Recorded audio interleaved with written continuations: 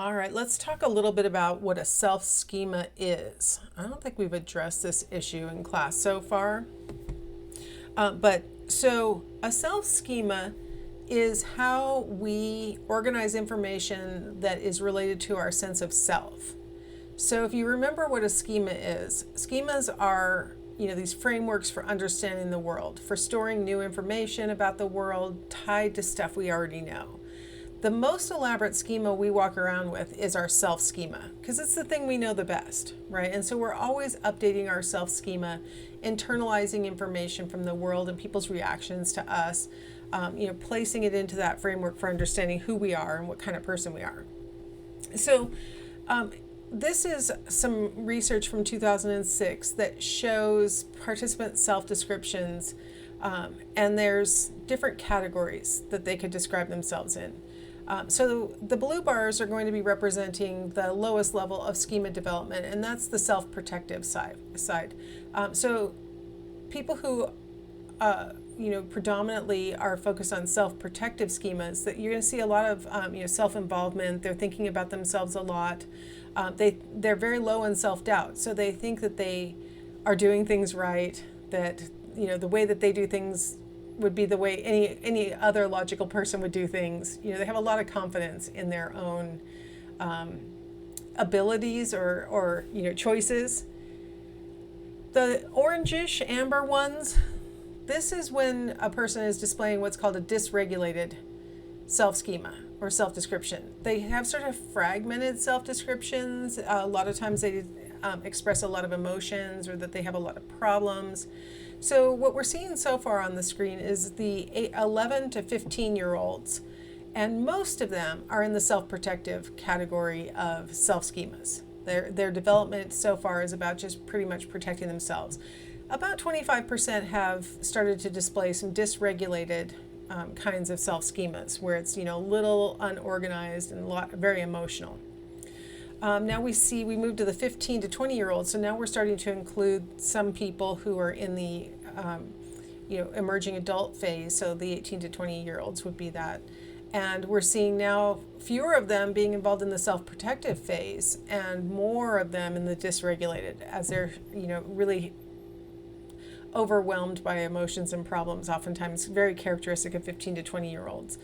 But we're starting to see some who are displaying an integrated self-schema, where they are able to regulate emotions, they're able to display logic.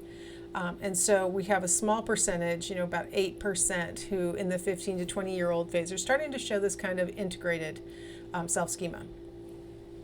In the 20 to 30-year-old group, now we're starting to see many more who are integrated. It's almost equal between dysregulated and integrated.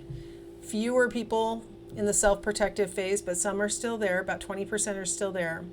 And then we have this small number, maybe 8% again, who are starting to display a complex self-schema, where they really are starting to value openness, they're starting to value independence. So they're starting to look at the world in a different way and look at themselves in a different way. Just since we're not going to bog down right now because we're talking about emerging adults, I just wanted to show you the pattern for the rest of life. As we're getting, by 30 to 45, the most common pattern is complex, but we still have people in the integrated, right, which is good. Integrated is a good place to be. Dysregulated and self-protective, a little less healthy to be there, but there's a small portion who are still in each of those categories. By 45 to 60, 60 to 70, we're seeing very few in the dysregulated, but by 70 to 85, there's a surge in the dysregulated. But still, across all of those age brackets, the complex is displayed across all of those age brackets as really common. 45 to 60, for some reason, integrated is more common than complex, but it goes back to being less common in the older age.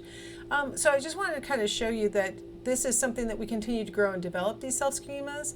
They can vary. Obviously, this is a cross-sectional study where they looked at different people who were 11 to 15 and then, different people who were 60 to 70 and so on. So it's possible that self-protective 11 to 15-year-olds might just be really super self-protective, and for their whole lives they'll have higher rates. But what we think instead is that as we grow and develop and we start to think in more post-formal ways, that we start to be able to think in a more integrated and complex way of even about ourselves, let alone about things out in the world. So we can start to see ourselves in a more integrated and complex way. So I hope that's a good example of how post-formal operational thinking really manifests itself. Now, something we've been talking about all along, since childhood, is moral development, and I wanted to talk about some issues having to do with that really in the 18 to 25-year-old range are popular topics for research, because we do a lot of research on college students and they're in that age bracket. But we think that they apply to people out in the world that are not in college but are 18 to 25 also. One thing that starts to emerge really heavily, or at least evidence for it is really clear in the 18 to 25-year-olds, is stereotype threat. Stereotype threat is when we know that we belong to a group that has some kind of stereotype held against it, some kind of a stereotypical assumption about it. In my case, for example, I'm female, so there's the possibility that there would be an assumption that I don't drive as well as a male does, right? Like that's a stereotype. So what stereotype threat does is it takes a person like me who goes, okay, I know that some people think that women don't drive as well as men. Okay, I need to parallel park and there's a man in my passenger seat. Because I don't want to fulfill the stereotype that I can't parallel park, that I know is possibly in this person's mind as he's sitting in my passenger seat, I may devote some of my cognitive energy to actually trying to disprove the stereotype that I think the person might be holding. And it takes away some of the cognitive energy that I could be placing on the task of parallel parking. And next thing you know, I actually mess up my parallel parking and confirm the stereotype by accident, right? Because I took away some of my own energy in my efforts to make sure I don't fulfill the stereotype, I end up fulfilling the stereotype. And so you can imagine that's a simple one that 50% of us can relate to as females who maybe have heard that we're not supposed to be good at parallel parking. You can imagine groups of all sorts of different types. There are racial expectations about, for example, being able to play basketball really well, or being good at math, or what are some other racial stereotypes? Without even naming the races I'm thinking of, you know what I'm talking about because there are stereotypes, right? Like these are really commonly held beliefs. And if you're a member of that group, then if you know that the expectation is that you're supposed to be good at something or you're supposed to be bad at something, you're going to take some energy away from actually just performing the task and devote it to your concern about whether you end up fulfilling the stereotype or not. And that actually impacts your performance. So we've seen this in math testing. I think we talked about it before in middle childhood with regard to math testing. I might not have talked about it in lecture. But we see it in lots of different settings, and we see now in 18 to 25-year-old age bracket, this could have impacts, for college students, for sure, in testing in certain subjects, or trying out for certain athletic events, or even being willing to apply to certain colleges because we're worried that we may not have the skills because that's what they've told us that we shouldn't have, or whatever. And then we also see it in people who are in work, right? Like if you're an 18 to 25-year-old and you're out in the world working, and you know that there's a stereotype about your group, you may perform more poorly at work when that stereotype is invoked, right? When it's really clear to you that you're engaging in a behavior that people think you should be really good at or that they think you should be poor at. It can have an impact on your performance. So that's what we mean by stereotype threat. And we have a lot of evidence for it, coming from students, especially in this age group, but also people out in the work world. And it's something that probably is with us our whole lives, right? This concern that people will judge us in certain ways because of the group that we belong to. What about the possibility that we display post-conventional morality? If there's post-formal thinking, why can't we extend out Kohlberg's model and say, well, maybe there's something past, in post-conventional morality, is there something past that, understanding of the conventions, the rules, the norms, and the laws and stuff like that? Do we really get to a point where we start to think about the higher order, justice and, like some kind of overarching morality, I guess, is what we're talking about. Well, what researchers have found is that as people age, they take on more responsibilities, they have more experiences, they get more education one way or another, whether they've gone to college or they've gotten trained at work or went into the military and got trained there, wherever it came from, it doesn't matter. These things all together help to determine the kinds of moral decisions that we make. So the research, the evidence is kind of suggesting that it's not just as you cognitively mature because your brain got matured, which is what Kohlberg tried to argue. It's not just because of that we might start to display post-conventional reasoning. Instead, it might be a combination of things that have happened to us, not just us maturing into it, but physically. But instead, all the feedback that we've gotten from the environment, the new roles that we take on that require more responsibility, things like that. Now, one of the most controversial things that Kohlberg did was he reported gender differences, sex differences, where he said that males displayed post-conventional morality more frequently than females did. Now, this is pretty consistent with something that Freud predicted. If you guys recall back to when we were talking about the Oedipal conflict kind of thing, where little boys develop castration anxiety and little girls don't because they think they've already been castrated. And so Freud said, oh, well, see, they can never be as moral as males because girls already think that they've been castrated. And so they have nothing to fear. So they can do things that are wrong because they don't have to worry about that. So it's kind of like that Kohlberg was willing to accept the idea that males are more moral than females are. Subsequent researchers have said that there are actually some sex differences between males and females on how they express their moral decisions. Females tend to display more of a morality of care, whereas males tend to display a morality based on justice. So you'll oftentimes hear females giving explanations where, if a person in a little moral parable, the little tale that they've been told, if they seem to be callous towards other people, that will be viewed as immoral by female participants.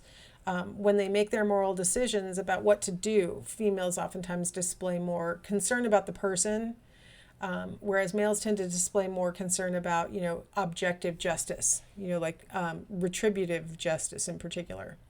So let me give you an example. In Europe, a woman was near death from a very bad disease, a special kind of cancer. There was one drug that doctors thought might save her. It was a form of radium that a druggist in the same town had recently discovered. The drug was expensive to make, but the druggist was charging 10 times what the drug cost him to make. He paid $200 for the radium and charged $2,000 for a small dose of the drug. The sick woman's husband, Heinz, went to everyone he knew to borrow the money, but he could get together only about $1,000, which was half of what it cost. He told the druggist that his wife was dying and asked him to sell it cheaper or let him pay later, but the druggist said, no, I discovered the drug and I'm going to make money from it. Heinz got desperate and broke into the man's store to steal the drug for his wife.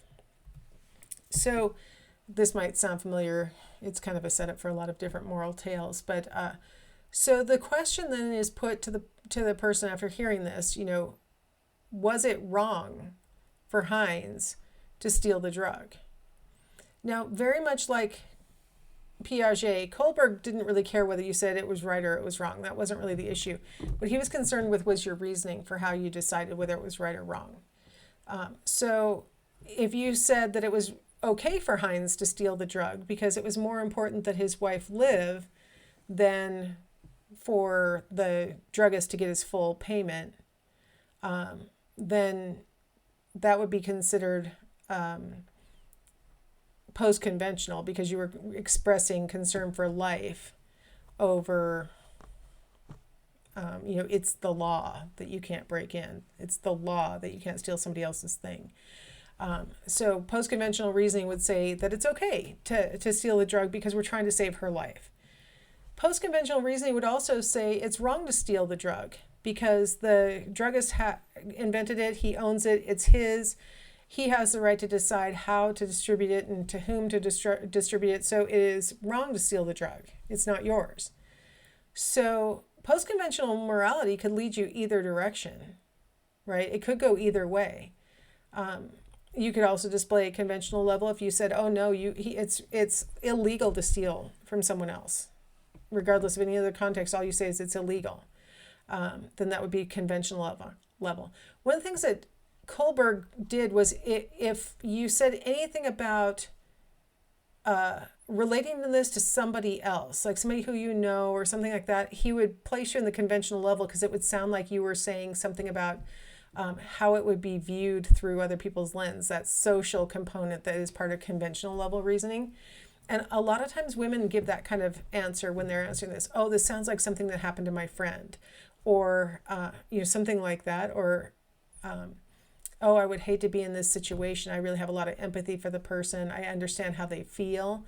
That'll place you in the conventional level. And so given that Kohlberg kind of was expecting women to show lower levels of morality, and then because of the way that he coded the rationale that they would give, he was reporting that women were more likely to be stuck in the conventional level and men were more likely to be displaying post-conventional reasoning. But other researchers have said, "I don't know, just saying that I know a friend who something like this happened to does not mean that you're trying to say something about peer pressure or something." So the method of measuring plus Kohlberg's kind of bias made it seem like for about, 40 years, people were thinking that men were displaying more sophisticated moral reasoning. Now we're starting to realize that women's moral reasoning is oftentimes based on caring rather than justice. And so it doesn't make it more conventional level. It just makes it a different part of post-conventional level reasoning. All right, let's go ahead and take a break here, and we'll come back and we'll talk about faith.